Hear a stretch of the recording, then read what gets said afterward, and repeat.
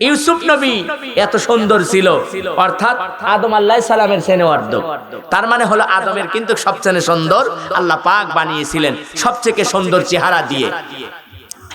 ইউসুফ নবীকে যখন আজিজে মিশরের স্ত্রী জুলেখা যখন তার প্রেমে পড়ে গেলেন, ভালোবাসার মধ্যে পড়ে গেলেন, তখন চিন্তা করলেন আমি ইউসুফকে কেমন করে পাই, কেমন করে আমি পাইলে আমার জীবন ধন্য হবে। ইউসুফকে খারাপ একটা প্রস্তাব দিয়ে দিলেন। ঘরের মধ্যে পৌঁছে গেলেন, ঘরের মধ্যে পৌঁছে যায় এক নয় দুই নয় 10টা কামরা, 10টা দরজা খিলবদ্ধ করে দিলেন। দাসী ছিলেন, দাসীকে বললেন আমরা যখন ভিতরে ঢুকবো তখন সুন্দর করে তালাবদ্ধ করে দিবা, যাতে করে আমরা ইউসুফকে একটা কুমন্ত্রণা দিয়ে দেব, খারাপ প্রস্তাব দেব। এই খারাপ প্রস্তাবটা যদি না শুনে তাহলে ইউসুফকে ছাড়া হবে না, কারণ আমি ইউসুফকে কিনেছিলাম অনেক টাকা দ্বারা, লালিত পালিত করি আমি বড় বানাইয়াছি, কেন আমার ইউসুফ আমার কথা শুনবে না? বাজান রে আমার, ভাইরা আমার, এবার যখন ডাক দিয়ে বলে ইউসুফ আমি তোমার সাথে মেলামেশা করতে চাই, মেলামেশা করতে চাই, ইউসুফ আকাশের দিকে ডাক দিয়ে বলতেছে ও আমার মালিক, আমার আল্লাহ, তুমি হেফাজত করেনওয়ালা, কারণ নবী রাসূলদেরকে হেফাজত করেন হলো আমার আল্লাহ, আমার মওলা। জবান খুলে বলেন সুবহানাল্লাহ। মুহাম্মাদুর রাসূলুল্লাহ, সকলেই পড়েন সাল্লাল্লাহু আলাইহি ওয়াসাল্লাম। আজকের জালসার সম্মানিত সভাপতি সাহেব, উলামায়ে কেরাম, এজাম, মুরব্বি কেরাম, পর্দানিশী মা ও ভগ্নীগণ, সর্বপ্রথম সেই আল্লাহু জাল্লাহু শানুহুর উপরে ইমানদারের পরিচয় দিয়ে উচ্চ কণ্ঠে দিল থেকে সকলেই পড়ি আলহামদুলিল্লাহ। আর একটি জবান খুলে বলি আলহামদুলিল্লাহ। লক্ষ কোটি দরুদ ও সালাম রাসূল আকরাম রহমতে আলম সাইয়্যিদুল সাকালাইনি ইমামুল মুরসালিন রহমাতাল লিল আলামিন আকা ইনামদার তাজেদার মদিনা জনাব মুহাম্মদ রাসূলুল্লাহ, সকলেই পড়ি সাল্লাল্লাহু আলাইহি ওয়াসাল্লাম। লক্ষ্য করেন, খেয়াল করেন, হযরত আলী রাদিয়াল্লাহু তাআলা আনহু শেরে আলী নবী পাক সাল্লাল্লাহু আলাইহি সাল্লামের ছিলেন হলো চাচাতো ভাই। আর একটা পর্যায় হলো তিনি হলো তার কলিজার টুকরো হযরত ফাতেমা রাদিয়াল্লাহু তাআলা আনহার হলো কলিজার টুকরো, হলো তার হলো বিটির জামাই। কলিজার টুকরো মা ফাতেমার সঙ্গে বিবাহ দিয়েছিলেন হযরত শেরে আলী, শেরে আলী। এ বাজানরা, এই শেরে আলী, শেরে আলী আহারে মসজিদে যখন নামাজ আদায় করে, একজন পুরুষ আর একজন মহিলা রাতের অন্ধকারেও ঝগড়া করে, দিনেও ঝগড়া করে, তারপরে রাতেও ঝগড়া করে। আছে না এরকম লোক? আছে না? কথা বলে, মানে ঝগড়া করে রাত দিন 24 ঘন্টা, এরকমই তার কাম হলো ঝগড়া করা। এই ধরনের লোক আছে না? পরিবারের মধ্যে, সমাজের মধ্যে আছে। কিন্তু এই রাত দিন দিনের ঝগড়া করে, রাতেও ঝগড়া করে। হযরত আলী রাদিয়াল্লাহু তাআলা আনহু চিন্তা করলেন আমার এই মহল্লার মধ্যে কে এরকম ভাবে ঝগড়া লাগায়, বারবার করে কেন এত ঝগড়া লাগায়? নিশ্চয় নিশ্চয় তথ্য নিতে হবে। সমাজের মধ্যে, গ্রামের মধ্যে যদি কেউ এরকম ভাবে ওয়াল মুহূর্ত বলা হয়, ওয়াল সময় যদি ঝগড়া করে, তাহলে বলে যে নিশ্চয় নিশ্চয় এই ঝগড়াটা কেমন করে থামানো যায়, নিশ্চয় বিচার করতে হবে। না হলে এদেরকে, যারা প্রামাণিক আছে তাদেরকে বলতে হবে, যারা এরকম ভাবে ভিতরে আছে তাদেরকেও বলতে হবে। কিন্তু আসলে এই বলার মধ্যে দিয়ে সুন্দর করে তাকাইয়া বলতেছে হযরত আলী রাদিয়াল্লাহু তাআলা আনহু ডাক দিয়ে বলতেছে আমার যত কওমের লোকগুণ আছে সম্পূর্ণ বশ, এই দুইটা নারীর, এই পুরুষ আর নারীর বিচার হবে, বিচার হবে, বিচার হবে। আল্লাহু আকবার বলেন। হযরত শেরে আলী যে বিচার করবেন, এটা কি সাধারণ বিচার? কথা বলেন, আমাদের এলাকার মতন বিচার যে 10 টাকা দিলে বিচার উল্টে যায়, এরকম হবে না। 20 টাকা ঘুষ দিলে অনেক সময় বিচার অন্যরকম হয়ে যায়, হয় কিনা? কথা বলেন। ঠিক অনুরূপ ভাবে এই বিচার করতে গিয়ে সুন্দর করে তিনি রাখলেন, রাখিয়া সুন্দর করে বললেন কেন তোমরা ঝগড়া করো, তোমাদের এই বিষয়টা কি তোমরা তাই বলো। এবার পুরুষটা পুরুষটা ডাক দিয়ে বলতেছে, তোমরা কি জানো, তোমরা কি জানো, তোমরা কি জানো, আমি এই মহিলার দিকে, আমার স্ত্রীর দিকে তাকাইলে আমার বড় হিংসা লাগে, আর ওনার কাছে যাইতে আমার কেমন জানি একটা ঘৃণা লাগে। যিনি বিবাহ করেছেন তার স্ত্রীর কাছে যদি ঘৃণা লাগে আর যদি হিংসা লাগে, এর চেয়ে কি বড় বেদি আর বাংলার জমিনেতে আছে? কথা বলেন, নাই। কথা বলতে হবে, এটা আওয়াজ দিয়ে কথা বলেন। তাহলে এর চেয়ে বড় আর বেদি নাই। এবার ওই মহিলাকে ডাক দিয়ে বলতেছেন, মহিলা তোমার কি, বলো বলো বলো। আমারও সেই মনের কথা যে আমি যখন আমার স্বামীর কাছে যেতে চাই, আমার স্বামীকে যখন আমি জড়ায় ধরতে চাই, তখন আমার মনের ভিতর কেমন জানি খারাপ লাগে, কেমন জানি তার দিকে আমার মন মানসিকতা উঠে যায়। হযরত আলী, শেরে আলী দেখেন কত সুন্দর তার বুদ্ধি, কত সুন্দর তার ব্রেন, আল্লাহ রব্বুল আলামিন কত সুন্দর মেধা দিয়ে দিয়েছে।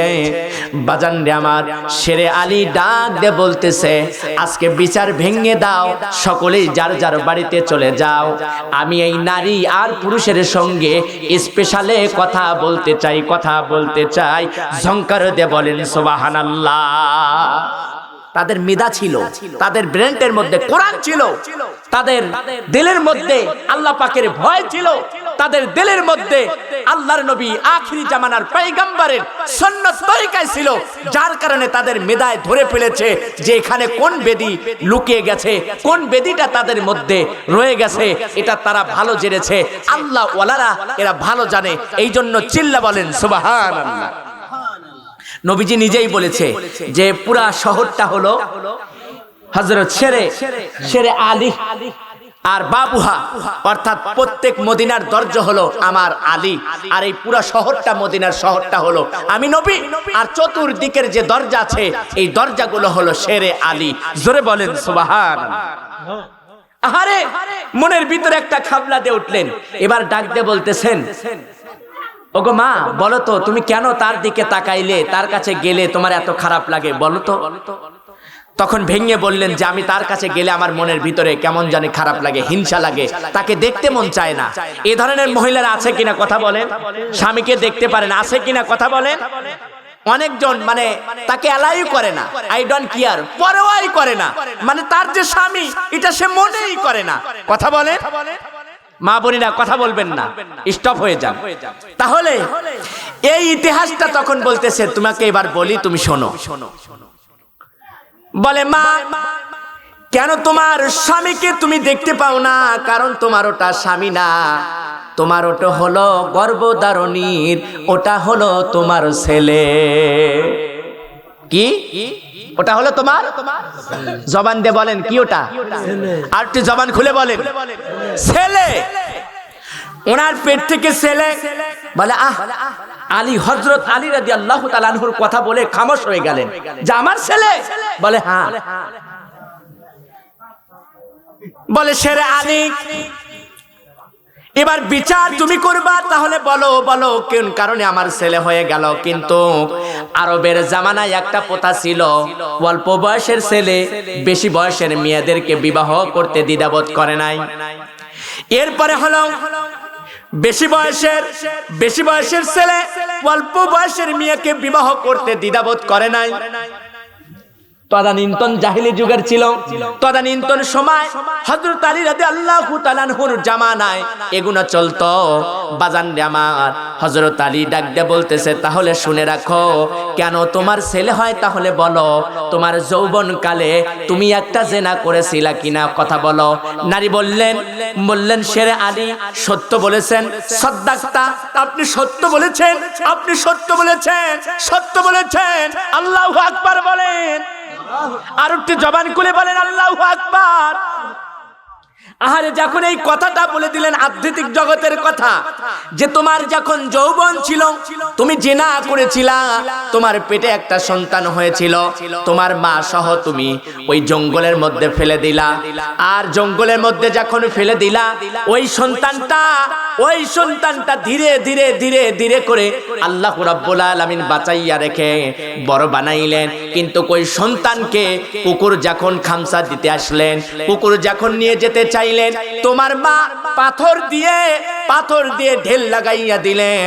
ওই কুকুরের গায়ে ওই পাথরটা না লাগানোর কারণে ওই পাথরটা যা ওই সন্তানের এক সাইডে লেগে যায়। এবার ওই পুরুষের কপালটা তুমি খুলে দেখো, নিশ্চয় ওই পাথরের দাগ রয়ে গেছে।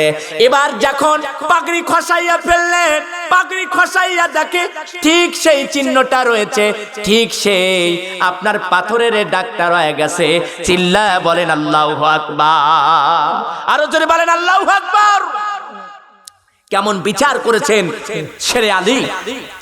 এবার দেখে ঠিক কাটা আছে, বলে ওই সন্তানটা ধীরে ধীরে বড় হয়েছে, এরপরে আরবের মধ্যে তোমার সঙ্গে বিবাহ হয়েছে। আল্লাহ রব্বুল আলামিন তোমাদেরকে হেফাজত করেছে, মাওলা রব্বুল আলামিনকে হেফাজত করেছে। আল্লাহ রব্বুল আলামিন হেফাজত করার কারণে এখনো পর্যন্ত মা আর সন্তানের জেনা হয় নাই। আমার মালিক আমার আল্লাহ তোমাদেরকে হেফাজত করেছে। চিল্লায়া বলেন মারহাবা, আরো জোরে বলেন মারহাবা। কষ্ট লাগে কেন এই আধ্যাত্মিক জগতের আপনাদের আলোচনা শোনাচ্ছি। বাজাননে আমার আল্লাহ ইচ্ছা করলেন একটা নারীকে হেফাজত করতে পারে, আল্লাহ ইচ্ছা করলে একটা পুরুষকেও হেফাজত করতে পারে, আল্লাহ ইচ্ছা করলে আপনাকে বাঁচাইতে পারে, আল্লাহ ইচ্ছা করলে আপনাকে মারতে পারে। আমার আল্লাহর ক্ষমতা আছে কিনা? শেরে আলী বিচার করলেন, বিচার করে দেখলেন ঠিক অনুরূপ ভাবে ওই মহিলাটা নারী ডাকতে বলতেছে, ও নবীর সাহাবী হযরত আলী, শেরে আলী, আপনি সত্য কথা বলেছেন।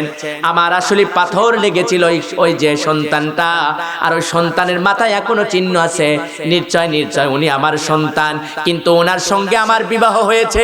ওনার সঙ্গে আমার বিবাহ হওয়ার কারণে নিশ্চয় উনি আর আমি স্বামী স্ত্রী হয়ে গেছি। এই জন্য এখনো পর্যন্ত আমাদের কোনো মেলামেশা হয় নাই, এখনো পর্যন্ত আমাদের কাছে আসে নাই। এখনো পর্যন্ত আমরা যদি তার দিকে তাকাই আমার হিংসা লাগে, আমার ঘৃণা হয়। সে যদি আমার দিকে তাকায় তার হিংসা লাগে, ঘৃণা হয়। এটা আসলে আল্লাহ পাক আপনাকে আমাকে হেফাজত করেছে। ওই পুরুষ আর নারীকে আমার আল্লাহ হেফাজত করেছে। চিল্লায়া বলেন সুবহানাল্লাহ। আহারে মুসলমান ভাইরা, আল্লাহ রাব্বুল আলামিন তার হাবিব মদিনা ওয়ালা কামলি ওয়ালা কামসার ওয়ালা ওয়ারাফা'না লাকা যিকরা, যার সম্মান ইজ্জতটা বাড়াইয়া দিয়েছেন, যার লকাবটাও বাড়াইয়া দিয়েছেন, সেই মানুষকে সেই জন্য সেই আলীকে এতটুকু তার জ্ঞান বুদ্ধি আল্লাহ রাব্বুল আলামিন দিয়ে দিলেন। ঈসা নবী আপনারা নাম শুনেছেন, একটা নবী এখনো পর্যন্ত বিবাহ করে নাই। সুবহানাল্লাহ বলেন। একটা নবী এখনো পর্যন্ত বিবাহ করে নাই, যে নবীটার নাম হলো হযরত ঈসা নবী। ঈসা আলাইহিস সালাম এখনো বিবাহ করে নাই, এখনো পর্যন্ত সে আছে চতুর্থ আসমানে। আমার আল্লাহ রব্বুল আলামিন তাকে রেখে দিয়েছে। সুবহানাল্লাহ বলেন। একটা নবী একটা বিবাহ করেছিলেন, একটা নবী 10টা মতান্তরে 11টা বিবাহ করেছিলেন, আর একের অধিক 2টা 3টা পর্যন্ত বিবাহ করেছিলেন। কিন্তু একটা নবী এখনো বিবাহ করে নাই, যিনি হলো ঈসা নবী। একবার জবান খুলে বলা যায় কি মারহাবা। আচ্ছা, এই নবী যে বিবাহ করেন নাই এর ইতিহাস জানা দরকার আছে কিনা? কবে বিবাহ করবে এটা জানা দরকার আছে কিনা? কথা বলে। চতুর্থ আসমানে আল্লাহ রাব্বুল আলামিন লিখে দিয়েছে। আল্লাহ রাব্বুল আলামিন বলেন, আমার বন্ধু ঈসা নবী রে, শুনে রাখো, যখন মামানাত দাজ্জাল বাংলার জমিনের উপরে না তামাম পৃথিবীর উপরে আগমন করবে, মামানাত দাজ্জালের লেখা থাকবে কপালে কাফার, 3টা লাগবে, তার মানে লেখা থাকবে কাফের। এই 3টা অক্ষর লাগবে কাফার, কাফের। এই 3টা অক্ষর লেখা থাকবে। এই মামানাত দাজ্জালকে চেনার আরেকটা বৈশিষ্ট্য আছে, মানুষের 2 চোখ চোখ হয়, কিন্তু কের দুই চোখ হবে না, মাত্র একটা চোখ হবে কপালে, বড় বড় চোখ হবে। এর এক হাতে থাকবে জান্নাত আর এক হাতে থাকবে জাহান্নাম। মামানার দাজ্জাল মানুষকে ধোঁকা দিয়ে মানুষকে বেঈমান বানাইবে, আর এই দাজ্জালকে মারার জন্য আমার আল্লাহ আমার মাওলা ঈসা নবীকে দুনিয়াতে আবার পাঠায় দিবে। আর দুনিয়াতে যখন পাঠাইবে তিনি বিবাহ করবেন। সুবহানাল্লাহ।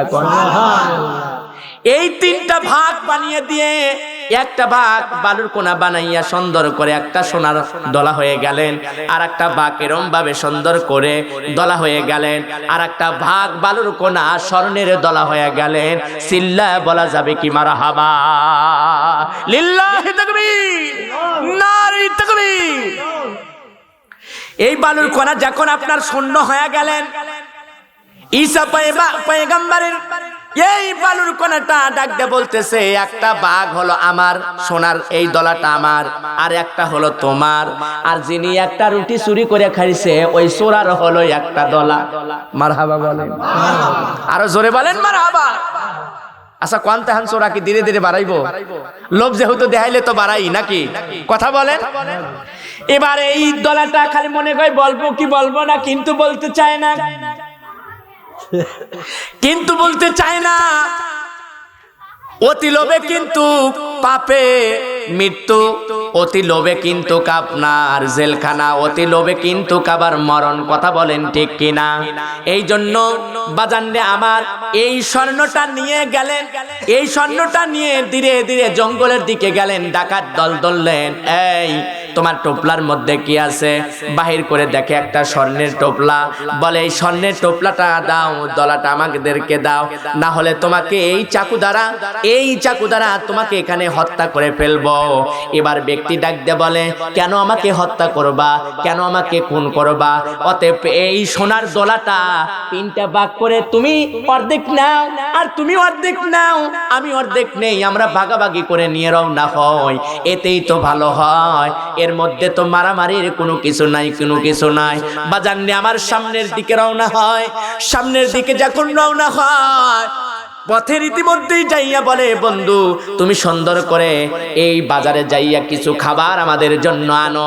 খাবার আনার পরে আমরা খাওয়া দাওয়া করে আবার সুন্দর করে রাস্তা অতিক্রম করব। বাজানরে আমার এইভাবে যখন রওনা হলেন, ভাইরা আমার এইভাবে যখন রওনা হয়ে গেলেন, ধীরে ধীরে ধীরে ধীরে সোনার যুবকরা এই সোনার টোপলাটা উমেন রেখে দিলেন। বাজারে যায়া যিনি বাজারে গেলেন রুটি আনার জন্য, খাদ্য আনার জন্য, উনি চিন্তা করলেন খাবারের মধ্যে যদি বিষ ঢুকানো যায় তাহলে ওই দুইজনকে মাইরা ফেললে সোনার টোপলাইটা আমার। বেজাল আছে কিনা কথা বলেন? বাজারে গেলাম, যা খাদ্যর ভিতর বিষ ঢুকা দেব, এই খাদ্যগুলো ওই দুইজন খাবে।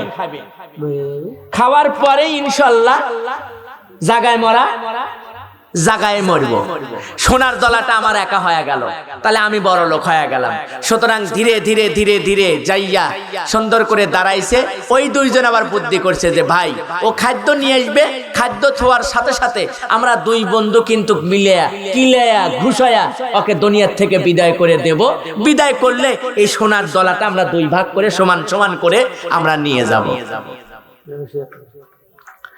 আসলেন, আসিয়া খাদ্য যখন রেখেছে, অমনি দুইজন ধরিয়া ঘুষাইয়া কিলাইয়া অমনি দুনিয়ার থেকে বিদায় করে দিলেন।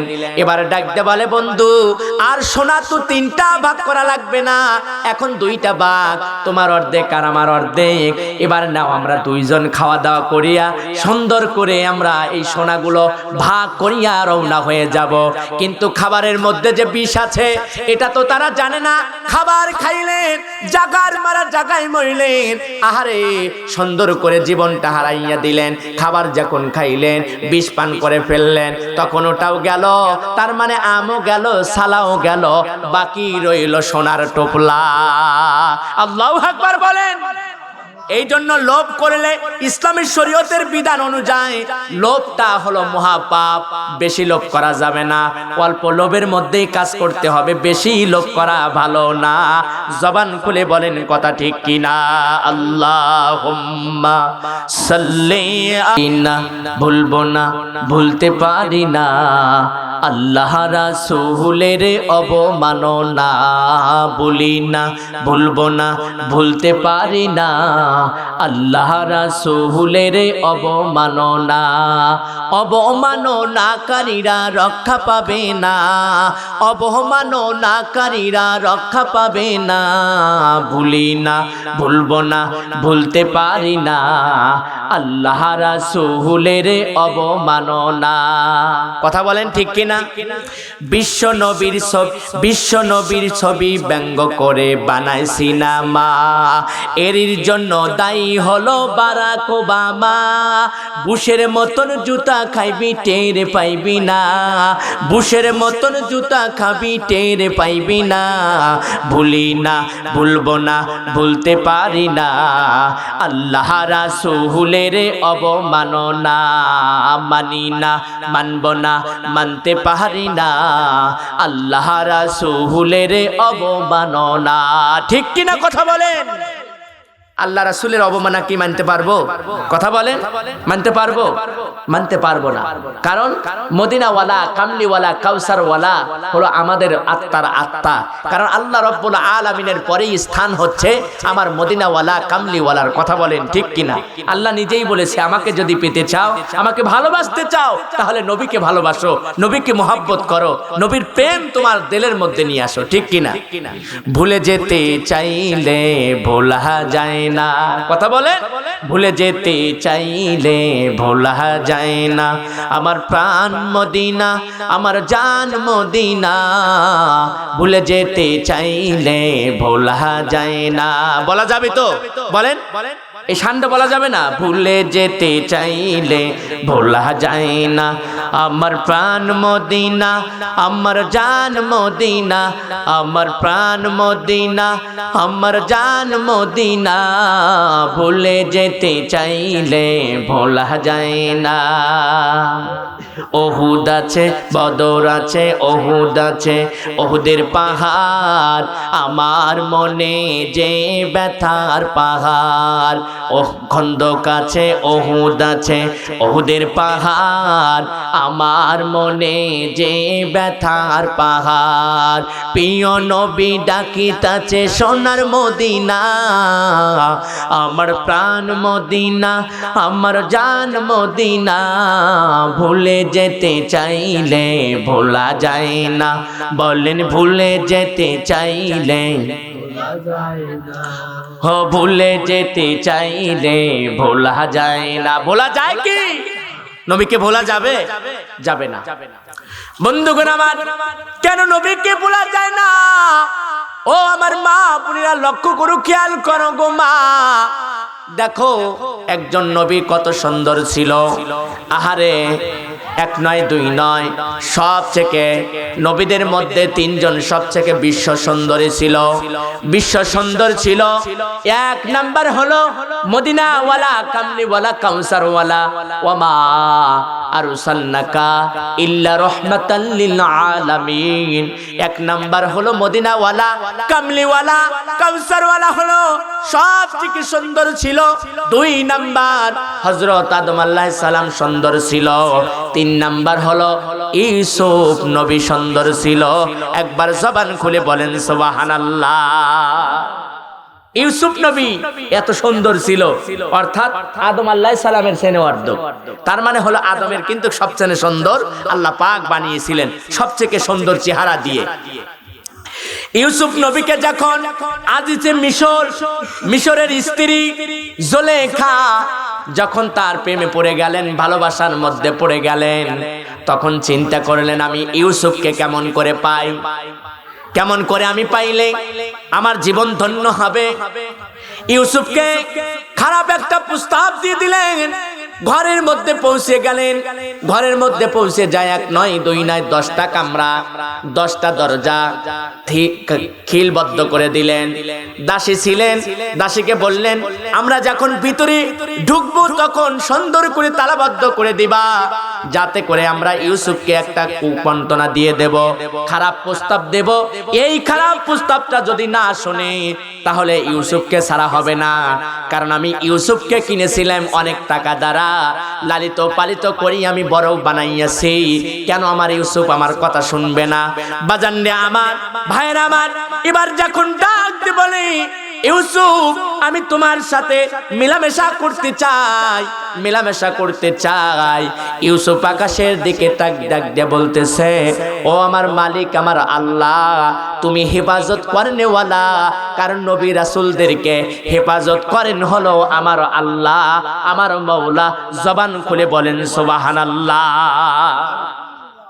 কারণ তারা নিষ্পাপ, তারা গুনাহ করতে পারে না, তাদেরকে স্বয়ং আল্লাহ পাক হেফাজত করবে। আল্লাহু আকবার বলেন।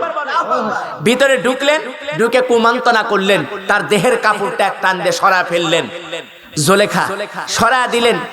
বিবি জুলেখা যখন সরায় দিলেন তখন বলো, দেখো এই ঘরের মধ্যে কেউ নাই, একমাত্র তুমি আর আমি, এছাড়া কেউ নাই।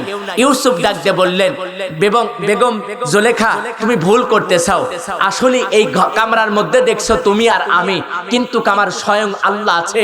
ওই যে দেবতা, তুমি যেগুনাকে ওই মূর্তি যেগুনা বানিয়ে রেখেছো তোমাদের দেবতা, ওই দেবতা যদি তোমাদের না দেখতে পারে, কিন্তু আমার একটা দেবতা আছে, আমার একটা খালিক আছে, আমার একটা মালিক আছে, ওই মালিক ওই রব দেখে। জোরে বলেন আল্লাহু আকবার। তার দিলের মধ্যে একটা ঈমানের তাওয়াজ্জু ছুটে গেলেন। বলে তোমার মালিক তো আর এই ঘরের ভিতর নাই, তাহলে সমস্যা কি? বলে না, আমার পক্ষে সম্ভব না। এইভাবে যখন রওনা হয়ে গেলেন তখন বিপদের মধ্যে আল্লাহ পাক ডাক দিয়ে বললেন, ইউসুফ তোমার কাম হলো শেষ, আমার কাজ শুরু। সুবহানাল্লাহ বলেন। দরজার কাছে গেলেন, দরজা একাই খুলে যায়। আর একটা দরজার কাছে যায়, দরজা একাই খুলে যায়। এভাবে এক নয় দুই নয়, 9টা দরজা সুন্দর করে আপনার শেষ হয়ে গেলেন। কারেন্ট চলে গেল, কারেন্ট যায় নাই, ও এটা লাইট গেছে। তাহলে এইভাবে এক নয় দুই নয় 10টা দরজায় ভেদ করে দিলেন। 10 দরজার কাছে এসে দ্রুতগামী এসে বিবি জুলেখা পিছন থেকে ইউসুফের জামা টান দিয়ে ধরলেন। ধরার সাথে সাথে আজিজে মিশর দাঁড়িয়ে গেলেন দরজার কাছে। কি ব্যাপার? জুলেখা ডাক দিয়ে বলতেছে, আপনার এই দাস ইউসুফ আমার দিকে লোভ করেছে, আমার দিকে হাত বাড়াইছে। আসলে কথা সত্যি না মিথ্যা? কথা বলেন। মিথ্যা। আসলে কিন্তু লোভ তিনি করেন নাই, লোভ করেছে বেগম ওই জুলেখাই। ঠিক কিনা? কথা বলেন। এই জুলেখা তখন এবার লোভ করতে চায়, এবার সুন্দর করে এর কে প্রমাণ দিবে, এর কে সাক্ষী দিবে? কে দিবে এর প্রমাণ? কে দিবে তার সাক্ষী? কে দিবে তার কথা? এবার যখন সুন্দর করে হাতটা লাগাইয়া দিলেন, ছোট একটা সন্তান ইউজাবসিফ, এই সন্তানটা ডাক দিয়ে নেওয়া হলো। ইউসুফ ডাক দিয়ে বলে, এই সন্তানকে ডেকে আনো, এই সন্তান আমার সাক্ষী দিবে, সাক্ষী দিবে। বলে 2 মাসের 3 মাসের সন্তান কথা তো বলতে পারে না, এই 3 মাসের সন্তান কেমন করে কথা বলবে? ইউসুফ নবী বলে কথা বলবে।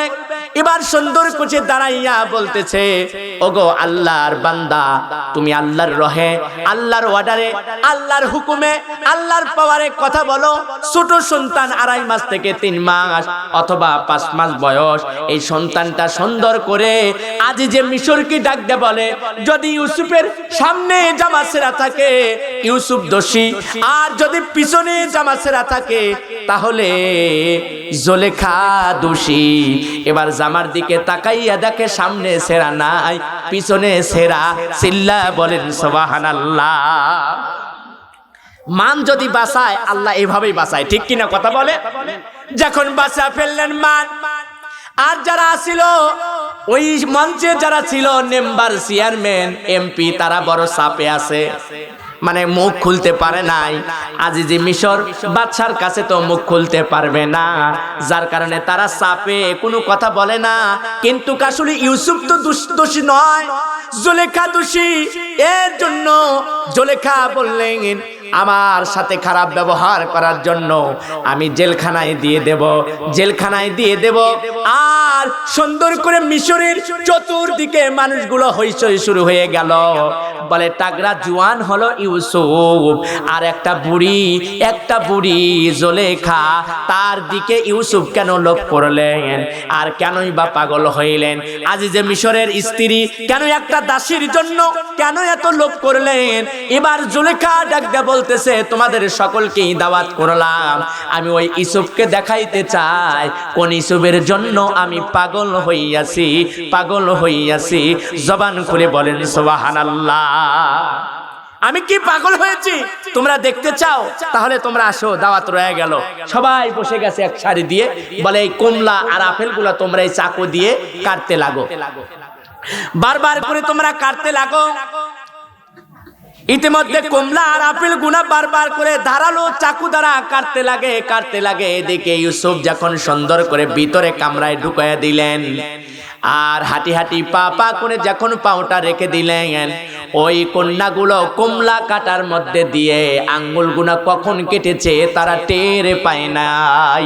আল্লাহু আকবার বলেন। টের পায় নাই। এত সুন্দর তার চেহারা, এত সুদর্শন চেহারা, এত তার চেহারার রূপ, কিন্তু এই জন্য পাগল হয়েছে জুলেখা। ডাক দিয়ে বলে, আমার কথা শোনেন, আমাকে হাত বাড়ানোর কারণে আমি জেলখানায় দিয়ে দিলাম। জেলখানায় যখন থাকলেন অন্যায় ভাবে বিবি জুলেখা জেলখানার মধ্যে তাকে প্রেরণ করে দিলেন, চলে গেলেন।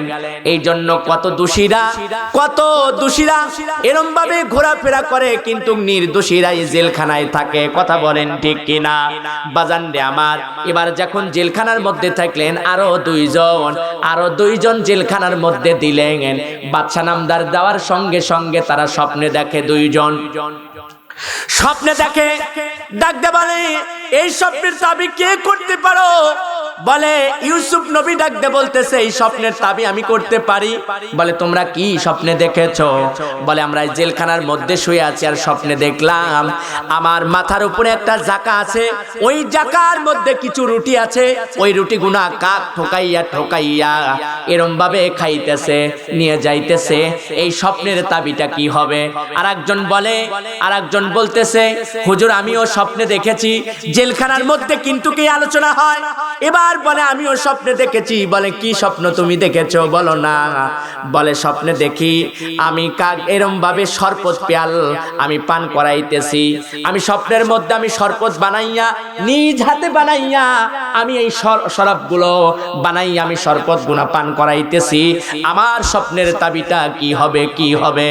বলে আমি যে স্বপ্নের তাবিটা করব এই তাবিটা তোমরা মেনে নিবা কিনা?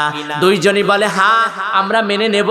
বলে স্বপ্নের তাবি, এই জন্য স্বপ্নের কথা যার কাছে তার কাছেই বলা যাবে না, অভিজ্ঞ মানুষের কাছে বলতে হবে। সিল্লা বলেন সুবহানাল্লাহ। যার কার কাছেই বলা লাগে না, স্বপ্নের কথা যার কার কাছেই বলা লাগে না। অভিজ্ঞ মানুষ দেখে, উলামায়ে দেখে, হক্কানি উলামায়ে কেরামের দেখে, যারা স্বপ্নের তাবি জানে তাদেরকে জানাইতে হবে। বলে মেনে নিবা? বলে হ্যাঁ। বলে তোমার মাথায় যে কাক গুনা রুটি ঠুকাইয়া খাইতেছে, এই বাদশা নামদার তোমাকে শুলে চড়ায় দিবে, তোমাকে ফাঁসি দিবে। এই স্বপ্নের তাবি, তোমাকে ফাঁসি দেওয়ার পরে তোমার মজকগুলো ওই কাকগুলো ঠোকাইয়া খাবে, এটাই হলো তোমার স্বপ্নের তাবি। এবার বলে আমি মানি না। বলে তোমরা না প্রথমে বলছো মানি, তাহলে মানবা কি না মানবা এটা তোমরা দেখতে পাইবা। এবার জেলখানার মধ্যে থেকে ওই ব্যক্তি বলে, আমি যে শরবত খাওয়াইতেছি এটার কি তাবি হবে? বলে এটার তাবিটা হলো তুমি আবার তোমাকে জেলখানার থেকে মুক্ত করে নিয়ে যাবে, নিয়ে বাদশা নামদার তুমি শরবত বানাইয়া বাদশা নামদারকে আবার শরবত খাওয়াইবা। তার মানে তুমি আবার দাস হিসাবে বাদশার দরবারে তুমি তোমার চাকরি হয়ে যাবে। আল্লাহু আকবার বলে। এই ইতিহাস যখন বললো ঠিক আছে, তাহলে মানো আর না মানো সেটা দেখলেই টের পাইবা। তবে একটি কথা, তুমি যখন ওই বাদশার দরবারে তুমি দাস হিসাবে চাকরি করবা, তখন তোমার কাছে একটা দাবি, তোমার কাছে একটা চাওয়া, যে আমি অন্যায়ভাবে আমাকে কিন্তু জেলখানায় বন্দী করে রেখেছে, আমার কথাটা তুমি বললো। সুবহানাল্লাহ বলেন। ইউসুফ নবী বলতেছে যে আমাকে অন্যায়ভাবে জুলেখা যে জেলখানার মধ্যে রেখেছে, এর কথা তুমি ওই বাদশা নামদারকে বলো। বাজানরে আমার, ইতিহাস লম্বা চওড়া, আমি সংক্ষিপ্ত করে দিলাম। ইতিহাস লম্বা চওড়া আমি সংক্ষিপ্ত করে দিলাম বাজান দেবার সুন্দর করে। ওই বাদশা নামদার স্বপ্নে দেখে যে মরা 7টা গরু, তাজা 7টা গরুকে, অর্থাৎ মরা 7টা গরু তাজা 7টা গরুকে গিলে ফাইলতেছে, খাইতেছে। আর 7টা আপনার গমের শীষ, গমের তাজা শীষ, মরা শীষ, অর্থাৎ মরা শীষ গুলো তাজা, ওই 7টা গমের শীষ গুনা খাইতেছে। এই স্বপ্নের তাবিটা কি হবে? মিশরের চতুর্দিকে যারা স্বপ্নের তাবি বলে, যারা তাবি করে, ওই মানুষদেরকে ডাক দিয়ে বলছে তোমরা কি আমার স্বপ্নের তাবি বলতে পারবা? বলে তা তো পারবো না, আমি পারবো না। তখন ওই যে ব্যক্তি, ওনার মনে হয়ে গেছে আসলে ওই জেলখানার মধ্যে যে একজন আছে স্বপ্নের তাবি করে দেয়, উনি হলো হযরত ইউসুফ নবী। ইউসুফ আলাইহিস সালাম, সিল্লা বলেন সুবহানাল্লাহ। উনি বলতেছে উনি তো সেই ইউসুফ নবী। আরে উনি না স্বপ্নের তাবি করে, আমাকে বলছিল যে আমার কথা বলো, কিন্তু উনি ভুলে গেছে, উনি ভুলে গেছে। এবার যখন বলে হ্যাঁ একজন পারবে, বলে কে পারবে? বলে জেলখানার মধ্যে আছে। বলে ঠিক আছে দ্রুত যাও বলো। এবার ডাক দিয়ে বলতেছে আমার বাদশা স্বপ্ন দেখেছে 7টা হলো আপনার তাজা গাবি আর 7টা মরা গাবি। এই 7টা মরা গাবি তাজা গাবি গুনা খায়া ফেলতেছে, এর কি হবে? আর 7টা হলো গমের হলো আপনার তাজা মরা, 7টা মরাটা ওই তাজা গুলো খেয়ে ফেলতেছে, এর কি তাবি হবে? এবার হযরত ইউসুফ নবী ডাক দিয়ে বলতেছে 7 বছর দুর্ভিক্ষ যাবে, 7 বছর এমন একটা দুর্ভিক্ষ হবে, কোনো ফসল হবে না, বৃষ্টিও হবে না, যার কারণে মিশরের খাদ্যগুলো কমে যাবে, মানুষগুলো খাদ্যের জন্য হাহাকার হবে। আর 7 বছর এমন ফসল হবে, এই ফসল হওয়ার পরে আর কখনো ফসল হবে না, শুধু বৃষ্টি হবে, ফসল জমিনেতে হবে না। বলে তাহলে কি করা দরকার? এই বাতরা যখন বাদশার কাছে নাম নিলেন, বলে এটাই যদি সত্য স্বপ্ন হয় তাহলে নিয়ে আসো ওই স্বপ্নকারকে। কেন তাকে বন্দী করা হয়েছে? বলে জুলেখা, তাকে অন্যায় ভাবে তাকে বন্দী করা হয়েছে। আর যখন অর্ডার করে দেওয়া হলো, সুন্দর করে নিয়ে আসলেন। আসিয়া এই স্বপ্নের ব্যাখ্যায় বলে তাহলে বলো যদি এটা সত্যই হয় তাহলে কি করা দরকার? বলে 7 বছর যে ফসল হবে এগুনা গুদামজাত করতে হবে, এগুনা সংচয় করতে হবে। আর 7 বছর যখন দুর্ভিক্ষ যাবে, এই 7 বছর এই খাদ্যগুলো সুন্দর করে বিতরণ করতে হবে। যেহেতু 7 বছর আর কোনো ফসল হবে না, বৃষ্টিও হবে না, ফসলগুলা নষ্ট হয়ে যাবে, তখন মানুষগুলাই খাদ্যগুলো আমরা বন্টন করব। সিল্লা বলেন সুবহানাল্লাহ। 1 নয় 2 নয়, জেলখানা থেকে আসলেন, ছিলেন হলো দাস। এবার ডাক দিয়ে বলে তুমি হলো আমার ডান হাত। বাদশা নামদার বলে তুমি হলো মন্ত্রী, তার মানে হলো তুমি আজিজ মিশর। এই বাদশা নামদার বলে তুমি আজিজ মিশর, আমি সরকার হলে কি হয়, তুমি যা করবে তোমারই সেটাই অর্ডার। সিল্লা বলেন সুবহানাল্লাহ। আল্লাহুম্মা সাল্লি আলা, শেষ করে দিলাম।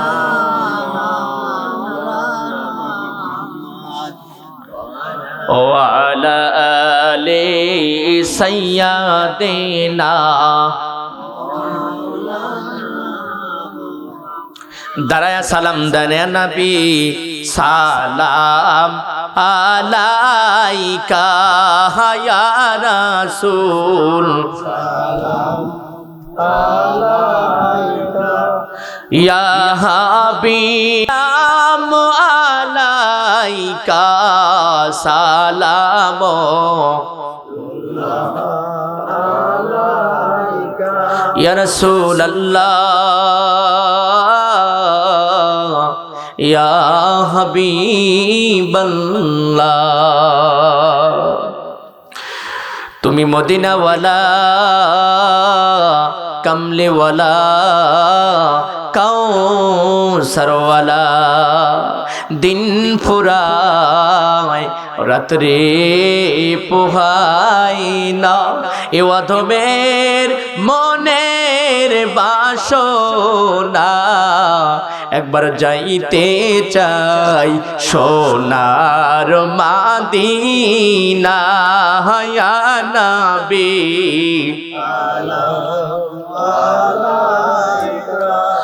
ইয়া রাসূল সালাম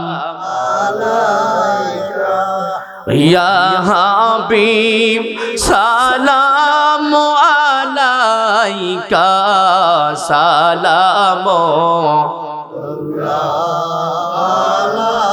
ইয়া রাসূলুল্লাহ ইয়া হাবিবাল্লাহ বালাগাল উলা বিকামালিহি কাশাফাত দুজা বিজামালিহি হাসানাতু জামিউ খিসালিহি সাল্লু আলাইহি ওয়া আলিহি। সকলেই সূরা ফাতিহা, সূরা ইখলাস, দরুদ শরীফ, তওবা শরীফ সকলেই পড়ি। এই জন্য আমার মুহতারাম মুসল্লি ইকরাম, যতদিন আমরা বেঁচে আছি আল্লাহ পাকের হুকুম 5 ওয়াক্ত নামাজ পড়ব, মা বোনেরা পর্দা নিশিরা আপনার পর্দা করবেন এবং আল্লাহ পাকের হুকুম পালন করবেন, নবীর সুন্নাত তরিকায় চলবেন, ঝগড়া ঝাঁটা এগুলো করবেন না। এই জন্য আল্লাহ রাব্বুল আলামিন যেন সকলকেই বোঝার তৌফিক হয়েছে। এর মধ্যে যদি ভুল ত্রুটি হয়ে থাকে আপনার রহমান নামে আপনি মাফ করে দেন গো আল্লাহ রাব্বুল আলামিন। আল্লাহ এর মধ্যে কিঞ্চিত পরিমাণ সব বাজেট করে থাকলে লক্ষ কোটি গুণ বৃদ্ধি করে সর্বপ্রথম মদিনাওয়ালা কামলিওয়ালা কাউসারওয়ালা রুহু মুবারকে পৌঁছা দেন। ওগো মালিক দয়া করে মায়া করে 3খানা 5খানা কাপড় নিয়ে যারা চিরজনমের মতন ঘুমাইলো আল্লাহ তাদের রুহু মুবারকে পৌঁছা দেন। আয় রব্বুল আলামিন আল্লাহ ঐতিহ্যবাহী চাকসা চরবর্ধন গাছা যৌথ পুরনো কবরস্থান সৃষ্টির থেকে শুরু করে আজ পর্যন্ত যত নরনারী ধরা পড়ে গেল সকলের কবরখানি জান্নাতের বাগিচা বানাইয়া দেন। আল্লাহ জানি না কার যেন দাদা, কার যেন দাদি, কার যেন নানা, কার যেন নানি, কার যেন শ্বশুর, কার যেন শাশুড়ি, কার যেন কলিজার টুকরো সন্তান হারা, কার যেন ভাই হারা, কার যেন পানের স্ত্রী হারা। রব্বুল আলামিন দয়া করে মায়া করে সকলের কবরখানি জান্নাতের বাগিচা বানাইয়া দেন। রব্বুল আলামিন আমাদের জীবনের গুনাহ খাতা মাফ করে দেন। আল্লাহ আমাদের জীবনের গুনাহ খাতা মাফ করে দেন, সকলকেই নামাজিওয়ালা বানাইয়া দেন, পরহেজগার বানাইয়া দেন। আমার মা বোনদেরকে কবুল করে নাও, খাদিজার সঙ্গে হাসর নাসরের ব্যবস্থা করে দাও রব্বুল আলামিন। দয়া করে মায়া করে আয় রব্বুল আলামিন সকলকে ঈমানওয়ালা তাকওয়ালা বানাইয়া দাও। আয় রব্বুল আলামিন এই পরিবারের মধ্যে আল্লাহ গো ও দরদি আল্লাহ দিলবার মন্ডল সাহেবের পানের স্ত্রী ঘুমাইয়া গিয়েছেন। আয় রব্বুল আলামিন সেই উপলক্ষ করিয়া আল্লাহ তার পানের স্ত্রীকে হারাইয়া রব্বুল আলামিন কুরআনুল কারীমের মাহফিল দিয়েছে। আল্লাহ মাহফিল খানি কবুল আর মঞ্জুর করে নিয়ে তার পানের স্ত্রীর কবরখানি জান্নাতের বাগিচা বানাইয়া দাও। অত্যন্ত সরল সোজা মানুষ ছিলেন রব্বুল আলামিন, কোনো ঘোর পেশ ছিল না, মানুষের সঙ্গে কত সুন্দর কথা বলেছে। মাঝে মাঝে আমার বাড়িতে গিয়েছে রব্বুল আলামিন, কথাবার্তা বলেছে, বাবা বলে কথা বলেছে, সওয়াল বলে কথা বলেছে। রব্বুল আলামিন তার জীবনের গুনাহ খাতা মাফ করে দাও ওগো মালিক, তার জীবনের গুনাহ খাতা মাফ করে দিয়ে আল্লাহ তার কবরখানি জান্নাতের বাগিচা করে দাও। আল্লাহ সন্তানাদিরা কান্দে, আয় রব্বুল আলামিন আত্মীয় স্বজনরা কান্দে, আল্লাহ চোখের পানির বৌলা দে দিলবার মন্ডল সাহেবের স্ত্রীর কবরখানি জান্নাতের বাগিচা বানাইয়া দাও। আল্লাহ তার বংশের মধ্যে, আল্লাহ তার ফ্যামিলির মধ্যে, আত্মীয় স্বজনদের মধ্যে, শ্বশুর শাশুড়ির বংশের মধ্যে যতগুনা মানুষ গহীন কবরে ঘুমায় সকলের কবরখানি জান্নাতের বাগিচা বানাইয়া দাও। আল্লাহ আমরা যতগুনা মানুষ হাত উত্তোলন করেছে আমাদের আপন আপন মানুষ যেগুলো ঘুমাইয়া গেছে মালিক আল্লাহ জানি না কার যেন মা নাই, কার যেন বাবা নাই। আল্লাহ ওই মা বাবা আর মা মা বলে ডাকতে পারে না, বাবা বাবা বলে ডাকতে পারে না। আল্লাহ ওই মা বাবার কবরখানি জান্নাতের বাগিচা বানাইয়া দাও। আল্লাহ যার মা বাবা বেঁচে আছে দীর্ঘ হায়াত দ্বারা বৃদ্ধি করে দাও। যারা অসুখ বিসুখ আছে করলে শেফা আজেলা দান করে দাও। আল্লাহ কোরআন কারিমের মাহফিল খানি কবুল করে নাও। আল্লাহ কোরআন কারিমের মাহফিল খানি কবুল আর মঞ্জুর করে নাও। আল্লাহ শ্রোতা বক্তা উভয়দেরকে কবুল আর মঞ্জুর করে নাও। রব্বুল আলামিন আমার মা বোনদেরকে কবুল করে নাও। নামাজি ওয়ালা বানাইয়া দাও, দিনদার ওয়ালা বানাইয়া দাও। মহল্লাবাসীদেরকে কবুল আর মঞ্জুর করে নাও। আল্লাহ মহল্লার মধ্যে কত মানুষ গুণ হারিয়ে গেছে। আল্লাহ এক একজনের নাম যদি বলতে যায় অনেক সময়ের ব্যাপার। রব্বুল আলামিন আল্লাহ আমজাদ মন্ডল সাহেব দুনিয়ার বুক থেকে বিদায় হয়ে গেছে। রজব প্রামাণিক সাহেব দুনিয়ার বুক থেকে বিদায় হয়ে গেছে। রব্বুল আলামিন কত জনের বাবা চলে গেছে। রাহুল মাস্টার সাহেবের আব্বাজান গহীন কবরে ঘুমায়। আমার নজরুল ভাইয়ের আব্বা আম্মা আয় রব্বুল আলামিন গহীন কবরে ঘুমায়। আল্লাহ কতজনের মা নাই, কতজনের বাবা নাই, আল্লাহ কতজনের ভাই নাই। দয়া করে মা করে সকলের কবরখানি জান্নাতের বাগিচা বানাইয়া দাও। রব্বুল আলামিন পরিশেষে আপনার কাছে দরখাস্ত লাগাই, আল্লাহ যতগুলো মানুষ আমার সাথে আমিন আমিন বলে, আল্লাহ সকলের আমিন আমিন বলার কারণে সকলের মনের আশা আকাঙ্ক্ষা পূর্ণ করো গো আল্লাহ। রব্বুল আলামিন সকলের মনের আশা আকাঙ্ক্ষা পূর্ণ করো গো মাওলা। সকলের চোখের পানিকে কবুল আর মঞ্জুর করে নাও। যেদিন মায়াবী দুনিয়ার বুক থেকে বিদায় হয়ে যাব, আল্লাহ আমাদের জবান দিয়ে তাওহীদি জনতার মধুর কালেমা পড়াইয়া দিয়েন, লা ইলাহা ইল্লাল্লাহু মুহাম্মাদুর রাসূলুল্লাহ।